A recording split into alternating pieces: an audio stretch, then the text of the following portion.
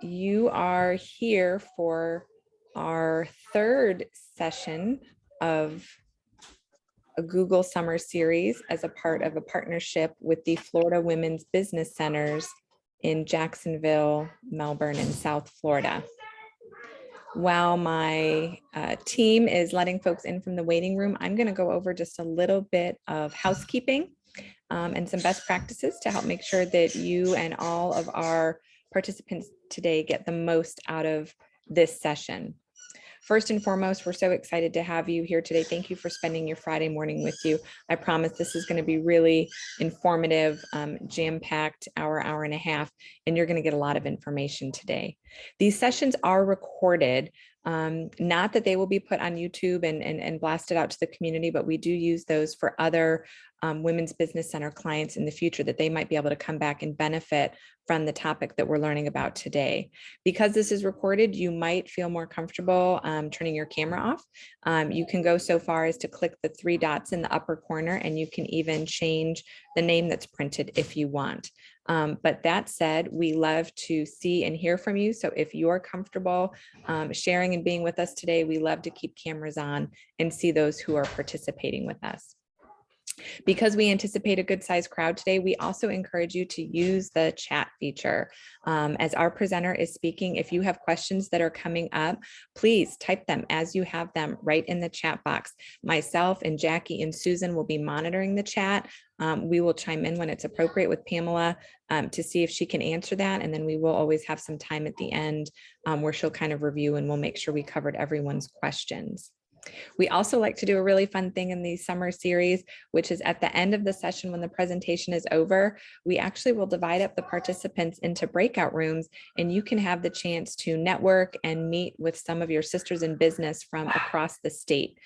This is a really great opportunity for those of you who maybe the chance to learn from this Google seminar is expanding your knowledge to share with how it's worked in best practices for you, or for those that are really new to what you're learning to ask questions and kind of further the discussion there. Again, my name is Catherine. I'm with WeVenture Women's Business Center in the Florida Tech Fisk College of Business. We're located in Melbourne, Florida. Jackie, I don't know if you wave, those who might see, is my colleague who runs the Jacksonville Women's Business Center up in Jacksonville. And do we have our representative, is Maria or Victoria on from South Florida? I only see 6 people on my screen right now out of the many that are here. So I'm going to assume that they're here and they're waving too as well. And then without further ado, I'm going to hand it over to our wonderful presenter, Pamela Starr, who works for Google as a professional trainer. And she spends all of her time helping small business owners just like you learn how to maximize the tools and resources that Google offers to help you and your business. So Pamela, take it away. Well, thank you, Catherine. I appreciate that. As you just heard, my name is Pamela Starr, and I'm a professional trainer for Grow with Google. That's the division of Google that helps provide all kinds of educational resources for people just like you. Pre-COVID, Google put me on an airplane and flew me all around North America to do face-to-face presentations. And as I was talking with our friends at WeVenture and the Women's Business Centers before we started today's webinar, that took a tremendous amount of resources to do that. But now we're doing all online presentations, which means I get to help more people than ever by doing presentations just like today. All of the presentations that I do are hosted by a nonprofit organization that is partnered with Grow with Google. So WeVenture in the Women's Business Center in Melbourne, the Women's Business Center in Jacksonville, as well as the Women's Business Center down in the Delray Beach area are all Grow with Google partners, which means they have extra access to people at Google to potentially help you with questions that you might have about Google. But more important, they are bringing this type of presentation to all of you. Now, that's enough about me. We are here to talk about you and your website. Now, it's important to understand when we talk about your website, I want you to think about your website as a sales person. Now, I know for many of you, you may have websites or you may be thinking about building a website that's really more like an online brochure, but you want your website to actually work for you. One of the things that's been really interesting in these last couple of years, going through all of this COVID craziness, is consumers, your ideal future customer, is more comfortable than ever going online first to check you out. In a recent survey, more than 70% of people said that even when they're doing basic online shopping, or rather basic shopping, they're going online first. Now, if they're buying products, perhaps they heard about a new product for the very first time on Instagram or TikTok or YouTube, or maybe a friend recommended a particular product to them. They wanted to research that online first. Or maybe somebody mentioned a local business just like yours. They want to check you out online as well. So keep that in mind. Your ideal future customer is out there today with her fingers on her keyboard or her thumb on her smartphone looking for information. So you need to be sure your website is created in a way that she can find it and gives the information to her or him that they are looking for. When it comes to your website, when it comes to the design features of it, we tend to think first of what does the website look like. This is critically important. Your website is oftentimes the front door to your business. Total, complete random strangers who know nothing about you and who know nothing about your business, they may discover your website. If your website looks kind of frumpy, kind of homegrown, kind of, out of touch, unfortunately, that is going to reflect on your business. Your business is going to look kind of frumpy, kind of homegrown, kind of out of touch. Website design evolves over the course of time, just like fashion design, although probably not this particular t-shirt. But as we know, fashion design evolves, automotive design evolves, home interior design evolves, website design evolves as well. In the past, good design included things like cartoon graphics representing people, or what I like to call the Gumby graphics, which are kind of faceless, nameless, expressionless, cartoon-ish kind of graphics that are all like blue or red or something like that. Those types of design elements, if you have them on your website, I recommend you get them off your website because those are completely out of date. Today's good website design is kind of what I think of as Instagram worthy. We're looking at bright colors, bold backgrounds or bold pictures, white backgrounds. You want to be sure that your website is easy for people to scan with their eyeballs when they're looking at it on their itty bitty smartphone. On average, more than 50% of Google searches are being done on people's smartphones. Now, depending on who your audience is, that may be dramatically higher, or it might be lower. If your business focuses on B2B sales, if your customer is another business, chances are good that they are more likely to look at your website from their computer. But if your business focuses on helping people in their personal life, chances are good they are more likely to look at your website on their smartphone. Now, for those of you who have had websites for a while, the other thing that you need to keep in mind is while the look of the design of your website does evolve over the course of time, you also want to be sure the back end of your website is designed in a way to maximize today's technology. So if your website was built maybe 4 or 5 or 6 years ago, it was probably built on cutting edge technology 4, 5, or 6 years ago. But just like as we know with smartphones, if you have a smartphone that's 6 years old, it probably works okay. You can make phone calls. You can use a number of apps on it. Not a big deal, but it is going to perform very differently than a smartphone that you buy this year. And it's the same thing with the technology that your website was built on. A website that was built on today's technology is going to perform a lot better than a website that was built on old technology. Now, don't worry, I'm not here to tell you you need to stop everything and rebuild your websites tomorrow. That is not the point of today's presentation. But I want you to understand that if you have an older website, it's not going to do as good of a job for you as a newer one. So you might want to build into your plans for some points before the year is over to refresh your website. We're going to go over in today's presentation what makes a great website. It needs to be goal-oriented, search-friendly, convenient for people to use. It needs to be well organized, and it needs to be trustworthy. And in today's presentation, I'm going to introduce to you some Google tools which are free that you can take advantage of to try and give your website the best opportunity of being found by not necessarily every person on the planet, but you want to be found by your ideal future customer. So that's going to be a theme I'm going to continue on for the next 45 minutes or so today. Let's talk about the goals of your website.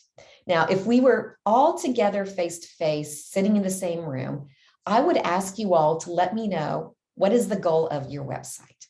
And typically, the first responses are things like, I want to build brand awareness, or I want to educate people about all the ways I can help them. Those goals are fine, but they're hard to measure and they're hard to tie brand awareness to money in your business checking account.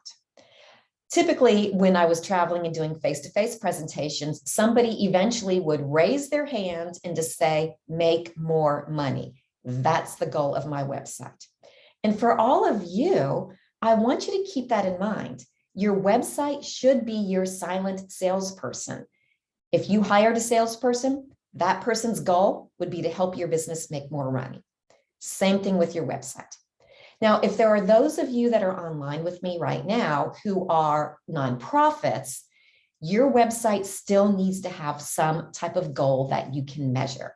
And it could be to get more clients or to get more donations. So don't think that just because you don't have customers or you're not in business or your goal isn't to generate profits, your website still needs to have some goals. Here are different goals that people might have for their website.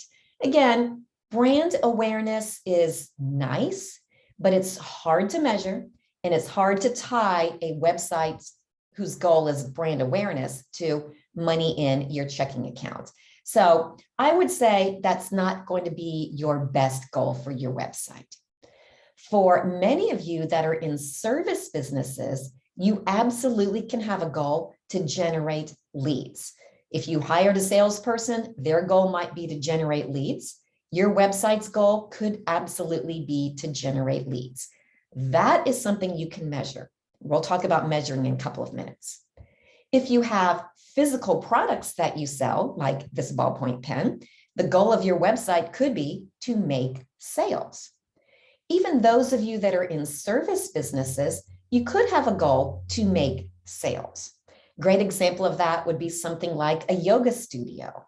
You know, the goal of the website of the yoga studio could be to get people to book classes or to buy the 5-pack of classes or something along those lines. So make sales can work both for people that sell products as well as people that have services they offer.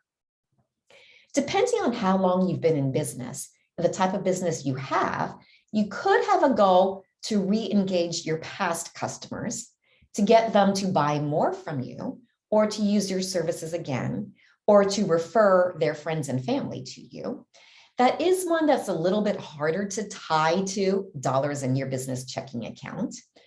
Other people may also have a goal to attract employees. I know this is a crazy world right now where a lot of businesses, especially small businesses, are having a really hard time finding employees. You may have had a business website in the past that had one goal. You may need to switch the goal of your website for the rest of the year to having a goal to attract employees. Also, depending on what type of business you have, you might have a goal of your website to provide support for your current and your past customers. Or if you're a nonprofit, you might need to have educational information to support the people that you help. But regardless of what type of organization you have, it's important that you are crystal clear in your own head.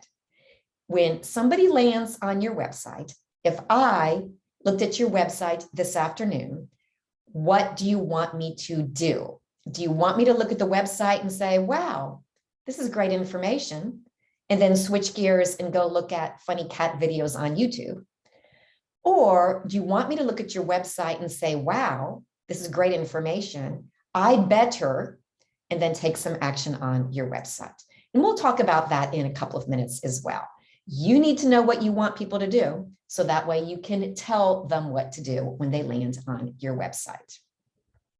It's important to also think about who are the people you want to appeal to on your website. Many people think that they want to have a website or business that helps lots of people. It is a good practice to try and really narrow your niche. Even if you can help tons of people, when you're designing your website, think about who is your ideal future customer and build a website that should appeal to that particular person. Who are they? How do they act? How do they think? Where do they live? What's important to them? Try and see the world through their eyes. A long time ago, I was at a business networking event, and there was a woman there that sold expensive skincare. And somebody asked her, well, who's her ideal customer? And she said, oh, anybody who has skin, I can help. Which, it's kind of funny to say that because, of course, we all have skin. But if she was thinking that she can help anybody with skin, she was really off track, because anybody with skin is not going to buy her products. She needed somebody who cared what their skin looked like, was willing to buy expensive skincare products, and who also was willing to order that expensive skincare product today, knowing it wasn't going to be delivered until next week. So that is who she needed to focus on. My husband doesn't care what his skin looks like. He never would have bought those skincare products. I probably would. So be sure that you really know who that audience is. If you're not sure how to narrow that down, that's a great conversation to have with somebody at WeVenture or at one of the women's business centers. They can work with you to really figure that out. I want to introduce to you now one of my favorite Google tools.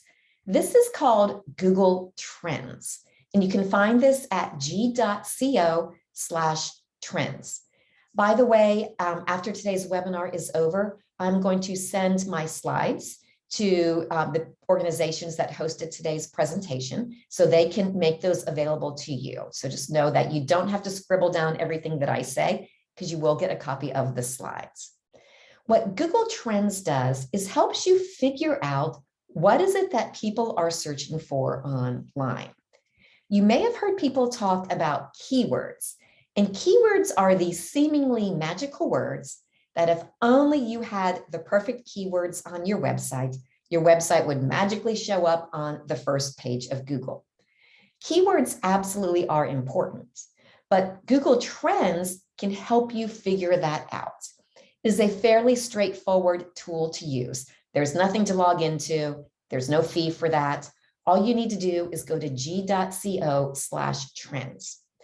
And then you can type into Google Trends different words or phrases that you think your ideal future customer is searching for when they go to Google.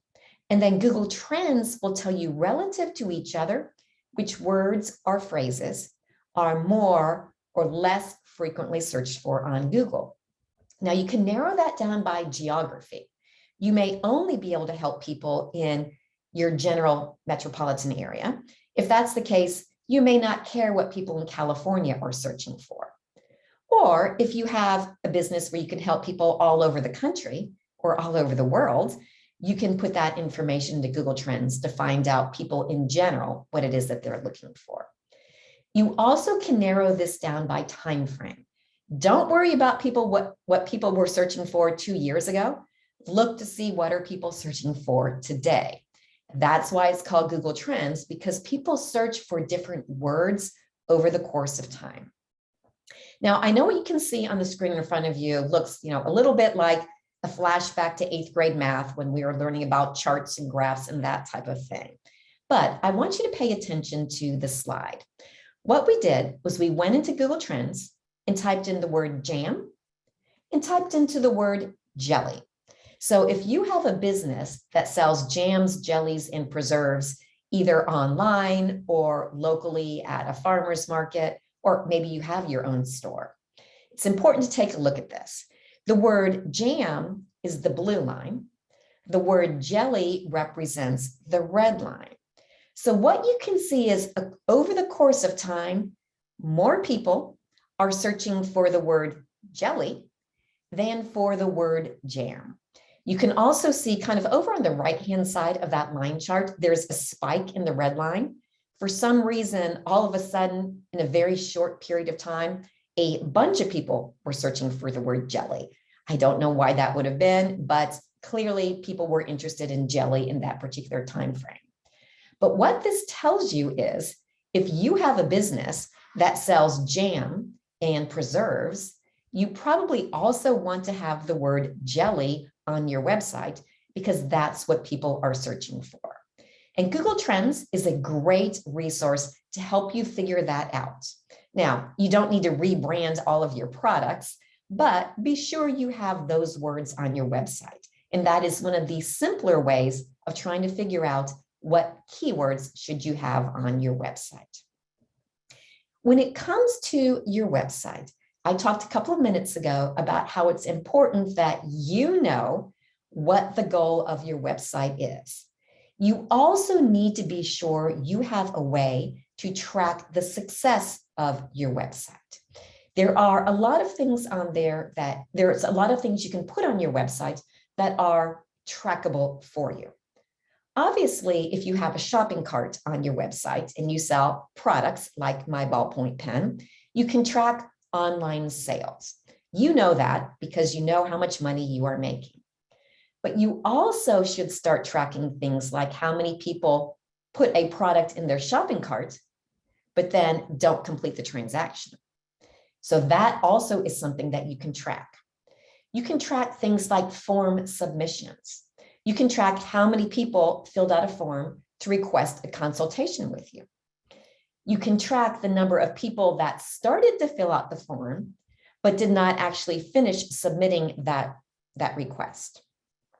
Depending on how you created your website, you can track the number of people that called you directly from your website. Now, how do you do that? You need to be sure that your telephone number on your website is programmed into your website so that it's a clickable link, meaning people can go to your website, tap on your telephone number, and call you directly from their smartphone. What you don't want to do is print out your telephone number and not have it as a link, or don't put your phone number in a graphic, because what you don't want to do is to have somebody do, like I actually was doing the other day when I was sitting in a parking lot in my car. I wanted to call a particular business. Their telephone number was on their website. I had to look at their website, remember what the area code was, go to the phone app on my phone, type in the area code, flip back to the website, try and get the first 3 digits, back and forth. That's annoying. Folks, it's a good business practice to try and avoid annoying your future customers. So you can track and measure the number of people that call you straight from your website, as long as you set up your phone number on your website properly. You also can measure what we call engagement, meaning do people come back to your website? Do they spend a lot of time on your website, or do they just look at your website once and never come back again? Google Analytics is a tool that many of you may have heard of. I actually have a whole hour-long presentation, which is an introduction to Google Analytics. Google Analytics is free software that you can attach to your website, and Google Analytics will give you some information about how groups of people interact with your website. It will let you know how many people came to your website from your social media activities.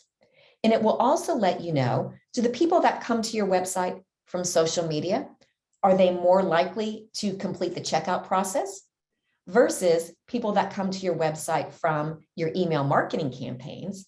Are those people more likely to complete the checkout process? When it comes to our websites, and I hate to say this out loud, but just bear with me, not all people are equal for your business. You need to figure out which are the groups of people who are most likely to take the actions you want them to take on your website. Obviously, all people are equal as human beings, but when it comes to your business, if you start using Google Analytics, you can start to figure out, hey, wait a minute, people that come to my website from those organic search results, they are less likely to take certain actions on my website versus people that come to my website from other places. Now, when you want to use Google Analytics, if you have never used this before, you would simply go to g.co/analytics to set up your account. You do need to go through a couple of hoops, for lack of better words, to attach that to your website. When you start that process, Google Analytics will give you all the information about how to set that up. Google Analytics is actually going through a transition right now. So some of you who perhaps have been using Google Analytics, if you've used it in the past, you may be in a version of Google Analytics that is called Universal Analytics. If you were to just set up Google Analytics today, you would be put into the new version of Google Analytics, which is called Google Analytics 4 or GA4. So just know Google is kind of migrating this tool to a more streamlined version. If you have Google Analytics Universal, you've had it for a couple of years, you definitely want to migrate to GA4 sometime this year, because Google has announced that they are going to stop supporting Universal Analytics next summer. So you've got a whole year to get used to the new version of it, but you definitely want to start transitioning over to that. Now, the question I get asked all the time about Google Analytics is, will it tell me who specifically visited my website? And the answer is no. If I went to your website this afternoon, it would not tell you Pamela Starr in Florida looked at your website. Instead, what it would do is kind of put me in a bucket of people who experienced your website similar to how I did. If I looked at it through what they call direct, meaning I knew your website address and I typed it into my computer and went directly to your website, that's the bucket it would put me into. So then the next question people typically ask me is, well, how can I find that information out? I want to know who's on my website. The way that you do that is through tools like email marketing. This is not an email marketing presentation, but if you want to start collecting email addresses of people that visit your website, what I recommend you do is start learning about email marketing tools. And those are tools like MailChimp or Constant Contact. Most of them have an opportunity for you to put a form on your website where you offer people some goodie that they really want. And the way that they get that is they give you their email address and then it gets delivered to them digitally. And that goodie could be something like a coupon or a promo code, or it could be a special report or 10 ways to, or 3 dangers to avoid. Put that type of form on your website, and that way you can entice people to give you their email address. Then you can communicate with them on an ongoing basis after they leave your website. So that's just a little bit of a tip. It's not really Google content. That's more about email marketing. But I get asked that question all the time. So I just wanted to share that with you in today's presentation. Let's now talk about a great website is what we call search friendly, meaning when your ideal future customer goes to Google, we want your website to be offered by Google to that person. Now, we talked a little bit about keywords, and I introduced Google Trends to you. Those are the words and phrases you want to be sure you have on your website. But keywords aren't the only most important thing when it comes to your website. There are hundreds of different factors that go into Google's mathematical formulas that determine how high or how low is your website going to be offered to any given person that is looking for information. One of the things that goes into that is location. Your website is more likely to be offered to somebody who is physically close to you than somebody who is physically further away from you. There has been a 100% year-over-year growth of the phrase, "now near me." Is there a doctor's office open now near me? Is there a hairstylist that is open now near me? So those are the types of trends that we are seeing with Google's data. Keep in mind, your ideal future customer goes on to Google because they have a problem or they have a question. That's what we all do. When we Google something, we're typing in our problem or our question, and we expect Google to show us resources that answers our question or solves our problem. The fact that you have a website that talks about brand awareness may not necessarily answer anybody's question or solve anybody's problem. So that's why you need to start thinking about your online salesperson, your website. Be sure that you design it in a way that has answers to people's questions and solutions to their problems. Now, you might think, I don't want to give them the solution to their problem because I want them to pay me to solve their problem. And the solution to their problem could be hire you. So keep that in mind. Now, remember, your ideal future customer types in their question or their problem, and then Google presents to them a variety of resources that, according to Google's mathematical formulas, should help them out. Google may offer them advertisements, both text ads and shopping ads. Google will offer them the organic search results, and that's what everybody wants to show up higher in those organic search results. And Google might offer them a business profile or Google Maps that might have a list of different business profiles on there. The business profile, that's a whole nother hour-long conversation, so I'm not going to get into that in today's presentation because we're talking about your primary website. Now, as I mentioned just a couple of minutes ago, keywords absolutely are important, but there are hundreds of other things that are also important. These are some of the things that Google does share. Unfortunately, they don't give us like a detailed list of these are the 247 things that go into Google's mathematical formulas that determine how high your website shows up. But this next section, I'm going to share with you some things that Google does make public. Your website needs to have a super fast load time. We all live in a world today where we have the attention span of a gnat.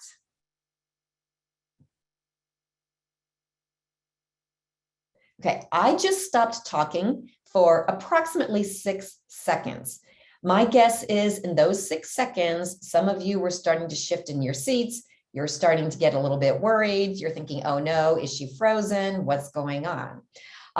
If your website takes 6 excruciating seconds to load, people are not going to have patience to wait for that. Google knows how long it takes for your website to load. And so all things being equal, Google's formulas will offer a faster loading website higher than one that takes longer to load. And in just a minute, I'll share with you a tool that you can use to measure the load time of your website. Your website also needs to have lots of useful original content. Content can absolutely be words, but it should also be images, photographs, and graphics. Content can be links to videos on YouTube. Google owns YouTube. So Google's mathematical formulas like it when there are links to YouTube videos on your website. You also can have things on your website like calculators or polls or surveys. give people something to do on their website, and that can help you in your organic search results listings. They can be things that, like calculators, like people in the real estate world tend to have home affordability calculators. You could do polls, what do you think about X, Y, and Z? Those types of things can help your website show up higher in Google's organic search results. You also want to have lots of text links on your website, and those links can be to different pages on your website, or depending on the type of business you have, it could be a link to maybe a national organization where there's more information, because Google's mathematical formulas can recognize those text links. The page titles on your website are something that you need to pay attention to as well. On most websites, we have pages that are things like homepage, about us, contact us. Sure, those are fine. Those are on pretty much every website. But what you might want to do is take a look at the other pages on your website. One of the pages I see on a lot of websites is called Gallery. Personally, I have never gone to Google and searched for the word gallery. Instead, think of, is there a better thing that you can name a page instead of gallery? Name it something like kitchen remodel pictures or arts or something along those lines. Use those keywords that you think people are searching for, and whenever possible, and it's not always possible, but when possible, use those keywords as your page title. Google also tells you the information architecture of your website is important. So what the heck does that mean? Basically, you need to have an website that is well organized. And in general, I recommend you try to have one thought per page. Because if you have one page that is all about the topic that this stranger is searching for, all things being equal, there's a better likelihood that Google will offer that page to somebody rather than a page on a different website that's got a variety of different topics on there. So just kind of think in general about one thought per page. And that's kind of hard to define because it's going to mean something different for every type of business out there. But that's just kind of a general good rule of thumb. Your website also needs to work well on all browsers, needs to work well on Chrome, on Safari, on Firefox, that type of thing, as well as on all devices. It needs to work well on iPhones, it needs to work well on Samsung devices, it needs to work well on smart TVs. Now, I know that sounds like a lot.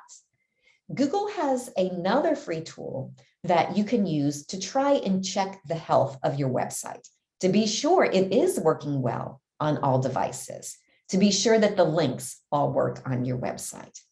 And the tool is called Search Console. And you can find this at g.co/Search Console. This is another free tool that you attach to your website. And what will happen is this is the tool that you can use to let Google know if you've made updates to your website. And Google can take a fresh look at your website. It will let you know how many people come to your website from those different devices. That information you can also find in Google Analytics. Now, just so you know, Google Analytics and Search Console are kind of what I personally consider to be Google Marketing 2.0. So if you're just getting started with your business, you may not be quite ready for those two tools, but definitely get to know Google Trends because that is a pretty straightforward tool for you to use. The next thing you need to think about when it comes to building a great website is it needs to be convenient. And it needs to be convenient for your ideal future customers. Since COVID hit, more than 25% of people searching online are searching on mobile devices. For certain industries and certain categories, it can skyrocket to up to 44%. Meaning 44% of people looking for groceries are doing it on their smartphone, even if their computer is right next to them. So for those of you that are trying to appeal to people in their personal life, as I mentioned before, they are more likely to look for your information on their smartphone than on their computer. So you do need to be sure that that your website is convenient for people when they're looking at it on their itty bitty smartphone. Here's a couple of things that you can start thinking about when it comes to having a website that is easy and convenient for your ideal future customer. It needs to be built in a way that is called fully mobile responsive. We have slides for each of these. So fully mobile responsive. I'm going to guess that you all have had the situation where you've looked at somebody else's website on your itty bitty smartphone and everything was all squished down teeny tiny, and you needed to zoom in and swipe and drag and scroll to even read the words on the website. That website is not mobile responsive. That website is annoying. It's a good business practice to not annoy your future customers because they won't be your future customers. They will be people who ignore you. Mobile responsive means that no matter what device people are using to look at your website, their computer, their smartphone, their tablet, their smart TV, the elements automatically rearrange so it looks good no matter what device people are using. So if somebody looked at your website on their computer and the monitor was in this layout, the elements would be in one layout. If that same person picked up her smartphone, looked at your website, the elements would be in a different layout. That's called being fully mobile responsive. If your website was built in the last few years using any of the kind of well-known brand name website development tools like Wix, Weebly, Shopify, Squarespace, any of those, chances are really good that it was built as a fully mobile responsive website. Where people go off on this is either if they have an older website that's maybe 6 or 7 years old that they've never updated it, or if sometimes I see people like to play around and they want to build their own website from scratch because that's kind of where their head is, or maybe they have a friend or a family member, or they hired an intern to build a website kind of from the ground up. Those tend sometimes to not be fully mobile responsive. So be sure that your website looks good for people. You want to be sure that it's easy for people to scan with their eyeballs on their smartphone. We typically don't read everything on a website, certainly not the first time we're looking at it. We kind of scan through it. Consider that your ideal future customer could be looking at your website while he or she is standing in line at the grocery store. So that's kind of the mindset you want to have. Make sure it's easy for people to scan. Obviously, you need to have good content on there, but once they kind of scan through your website, then if they have a good feeling about it, they can then go in and read the content in more detail. You want to have kind of like a minimalistic look to your website, simply because that is easier for people to pay attention to. Now, when it comes to convenience, you also want to be sure that it is easy and convenient for people to give you their money.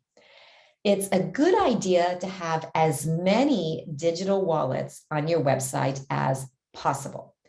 Digital wallets are things like Google Pay, Apple Pay, PayPal.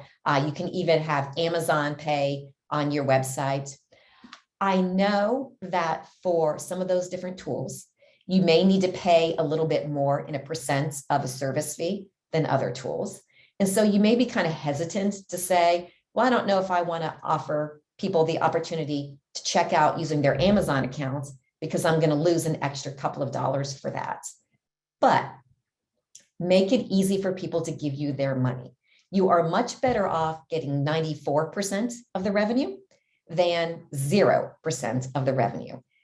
Don't make people have to put down their phone, go get their purse, find their wallet, pull out their credit card, put on their reading glasses, type in their credit card number into your website. Don't make people have to do that. Make it easy, let them click, and boom, they've paid using a service that they already know and trust. There was a time, and it wasn't that long ago, certainly pre-COVID, where people weren't quite comfortable using things like PayPal on websites, or we kind of thought if there was a small business website and ooh, they only take PayPal, they can't be that legit. That thought process is completely gone. People want to be able to click here, use their PayPal accounts or their Apple Pay or their Google Pay, because people have learned to really trust those digital wallets. Depending on what type of website you have, you may want to also try and recommend other products or services. So let's say let's say you are a skincare professional and somebody schedules a facial with you.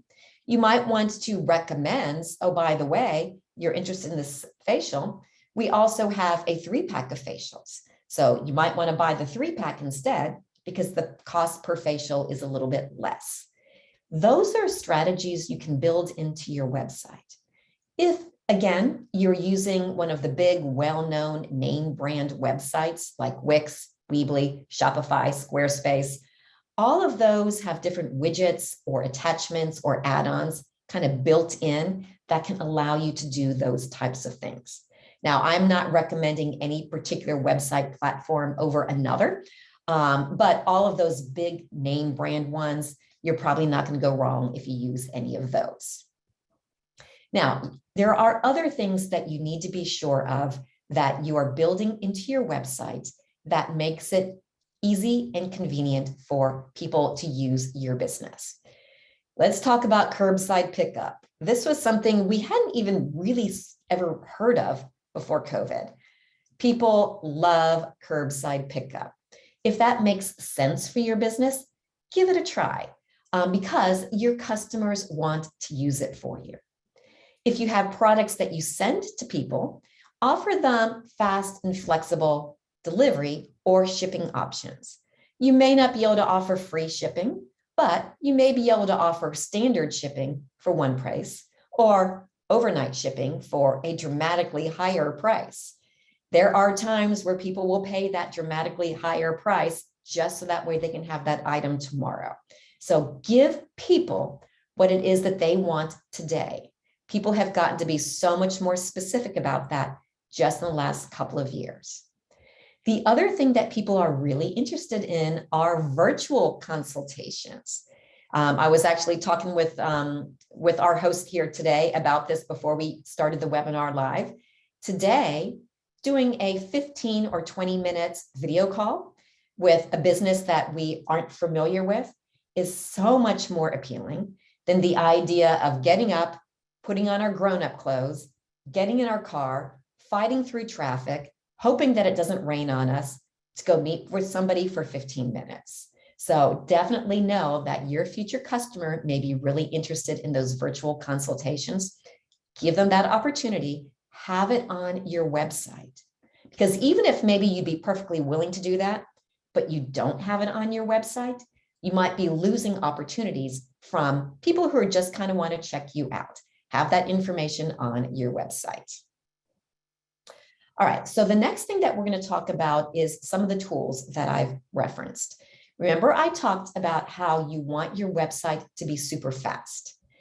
Google has a free tool called the Test My Site tool, and you can find this at g.co/testmysite. And I see a couple of people are putting questions into the chat. Don't worry, I will get to those before we wind up here. When you go to the Test My Site tool, all that you do is type in your website address. Google will scan through your website and let you know what the average load time is on the average mobile device. You can also ask Google to send you a report. That report will let you know, again, what is the load time of your website. It will also let you know, is it personalized appropriately? And is it basically giving strangers a good experience? Because if you're not giving people a good experience with your website, you're going to be losing opportunities. Now, let's talk about the organization of your website. And I kind of referenced this earlier. Google talks about information architecture, or IA. Basically, what that means is think of one major thought per page. Let's say I owned Pamela's puppy training service, and I had group puppy training classes at the park. I did one-on-one in-home puppy training classes just for you and your family and your own puppy. And I also had an online course you could buy that you could watch videos of me teaching you how to train your puppy, and you can pay for those and watch those videos whenever it's convenient for you. Those are 3 different thoughts that all kind of fall into the puppy training bucket. So if there was somebody that was doing a Google search for puppy training classes near me, if I had one, excuse me, if I had one whole page on my website that was just about puppy training classes in this particular community, as I said, there's a better likelihood Google would offer that page to that person, as opposed to if I just had one page that just talked all about the different types of puppy training classes all on one page. There are some other things that you can do to be sure your website is well organized. You do want to have a clear call to action on virtually every page of your website. That call to action should also be at the top of the pages of your website. Calls to action are things like buy now, click here to schedule, click here to call us, click here to preview, click here to download our special reports. Calls to action are kind of in sales and marketing. That's 101.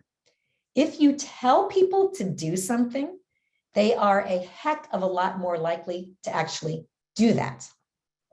Remember, at the beginning of my talk here with you today, I told you your website needs to be a salesperson. You need to know what you want a stranger to do when they land on your website. The call to action that you build into your website is your opportunity to tell them, do this.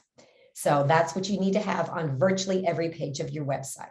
You also want to have it on the top because people might not scroll down to the bottom of the pages of your website. Your website also needs to be trustworthy. This will help people who are looking at your website, your future customer. Also, there are some security features you need to be sure that you have on your website because that can help Google's mathematical formulas show your website higher in those organic search results. The first thing that you want to be sure of is that your website is built on a secure platform. There was a time about 2 or 3 years, actually it was probably 3 or 4 years ago now, where Google announced that it was going to put priority on websites that were built on secure platforms higher than websites that were not built on secure platforms. A secure platform basically means that it's built in a way from the ground up that is HTTPS for secure, as opposed to just HTTP. A secure website will have a little padlock on the next to the URL when you're looking at it on your computer. So take a look at other people's websites and you'll start to see which ones are secure because they have that padlock versus which ones are not secure and they don't have the padlock. Again, if you built your website in the last couple of years using one of those big reputable name brand website development tools, it is probably already built on a secure platform. But if your website is older, or if you or somebody you know kind of likes to figure these things out and kind of programs the website for you specifically, not using one of those tools, you need to double check that because it might not be built on a secure platform.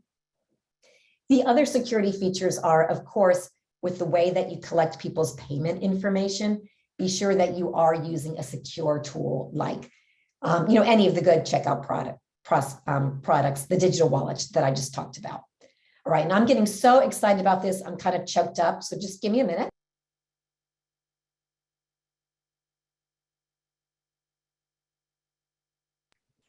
All right, so now we're back. Which is kind of the nice thing about doing webinars is you can always mute yourself when you're coughing.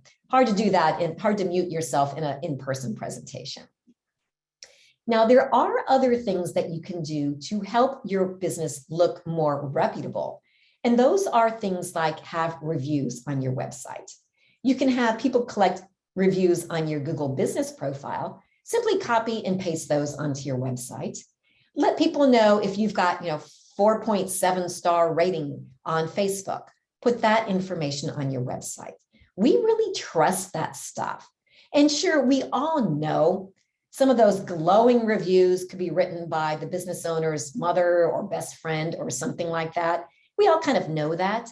But still, we know that if there are 37 five-star reviews, those are not all fake. So put that information on your website. You also want to be sure you have your contact information on your website. Even if you're only an online store and you never want to talk to any of those customers, be sure at least you have an email address that people can use if they have a question for you, because people may not be comfortable giving their money to you if they don't have any way of connecting with you either before or after that particular transaction happens. All right, so now what I'm going to do is kind of regroup a little bit, talk about the order of things that you should start focusing on, and I'm going to share some additional resources with you. I am keeping my eye on the clock, and I know that it's about my time to wind down. So I'm going to go ahead and go through this fairly quickly. Again, you'll get the slides that will have all the resources I'm talking about. And then I'm going to spend a couple of minutes going over some of the questions that are in the chat. Take a look at the slides when you get them. Be sure you've gone through the steps. Your website needs to be goal-oriented, trustworthy, convenient, and all of those things. Be sure people know that you are a reputable business. Google also has some more training resources. We've got a lot more training videos on a tool called Google On Air. You can find that at g.co/onair. But the one thing I really want you to remember, if you can't remember anything, is remember Grow with Google. That's the hub of all of the information we have for small business professionals just like you. And you can find that at google.com/grow. All right, I'll leave that online and I will try and go through some of the questions here. Let's see. All right, we've got a couple of questions here, which is, do you need, and I'm going to kind of paraphrase, this is from Kim. Do you need a secure website if you do not collect payment online? Yes, you absolutely still need a secure website for a couple of reasons. One, depending on how your future customer has their website set up or has their computer set up, they might get an alert that says this website is not secure. That freaks people out. Also, Google's mathematical formulas will be more likely to offer a website that is built on a secure platform higher than one that is lower. All right, so that takes care of that question. So you definitely need to be on a secure platform, even if you're not collecting people's money. All right, so another question is also from Kim. Can I speak about the pros and cons of listing as a business-owned business, a woman-owned business on our Google Business Profile page? If you are able to have a business profile for your business, and not all businesses are good fits for the business profile, Google will allow you to put a badge on your profile as a woman-owned business. I can't think of any cons of doing that. We live in this amazing world right now where people are interested in helping small businesses. And so if you put on your business profile that you are a woman-owned business, there might be just that little nuance that people might say, do you know what? Let me go ahead and give her a try. Now, if there's anybody who says that's a woman-owned business, I don't want to give her my money, you probably don't want that person as your customer anyway. So that's a great question here. All right, now next question here is, what about fraudulent reviews? There are bad actors out there that will pay to have, good reviews put out there. The good news is most of the good reputable review tools like Google, like Facebook, those are pretty savvy about those types of things. And they're always trying to do a good job of filtering those things out. Having said that, there absolutely is the opportunity for fraudulent reviews to be out there. I wouldn't worry about it though. Don't do it yourself, because if you do use some service that says, oh, we'll only post your good reviews onto your website, the tech companies have that figured out and they might suspend you. So be careful about that. All right, let me see if I can see other questions here.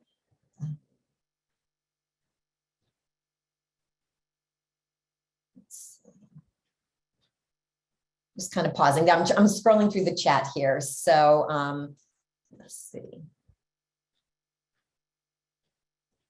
Jackie or Catherine, if you see any questions that I haven't answered, maybe if you can flag those for me, that would be helpful. Oh, I think you're pretty caught up, Pamela, and we're right at 9:30. So you Okay, are fantastic. on time. I'm so impressed as always. We'll give it just 1 minute here as I say some final thank yous and before we transition in there. So if you have a question for Pamela, this is your chance to put it in there. Otherwise, I'll just say thank you, Pamela, as always, for great presentation, tons of information. Again, these are recorded, and if you are a client of either of the 3 WBCs that have participated in this kind of summer series in Jacksonville, Melbourne, or South Florida, contact your business coach and we can get you access to the recording. I believe Susan sends them out afterwards as well in case you missed the beginning or the end. And as always, we are here to support you. These are meant to be online resources that you can visit and use. But if you have questions, please do feel free to reach out to your Women's Business Center business coach. We love to help you in your business grow. And if we don't know the answer, to help point you to great experts like Pamela that can help you do that. I have not seen any other questions in the chat. So with that, Susan, are you ready to set up some breakout rooms? And this is the fun part of the morning where you all can spend just a few minutes to get to know some of your sisters in business from across the state. We really encourage you that in the breakout rooms to give everyone a chance to introduce themselves and maybe drive the discussion to talk about if you have applied these things to your business or if these are things that you're learning that you need to apply to your business and incorporate what we've learned today and how we can learn from each other then going forward. Thank you so much, Pamela. And we'll see you. When's our next session? What did we say, Jackie? Next one is going to be in August, and give me a second. It is August 26th. August 26th. So we will be together again, same bat channel, same bat time, August 26th, Friday morning. And looking forward to that. All right. I think with that, Susan will start forming the breakout rooms. If you're able to stay and join and do some networking, we encourage you to do so. And if not, we'll see you in August.